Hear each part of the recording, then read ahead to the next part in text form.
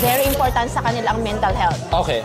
Naalala ko, so, katulad nung sinabi ni kanina, pagdating sa mga courses namin, course kasi ang tawag dito sa mga subjects natin. Diba?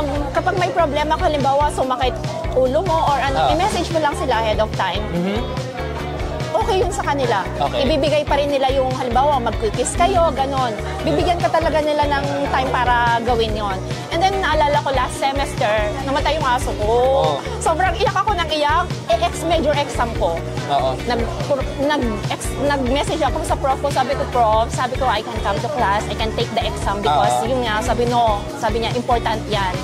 Kasi sila pet, talagang sobrang maalaga sila sa mga aso nila. Mahal na mahal nila. So, yung mga ganong bagay, importante sa kanila yun. Number one talaga ang mental health dito.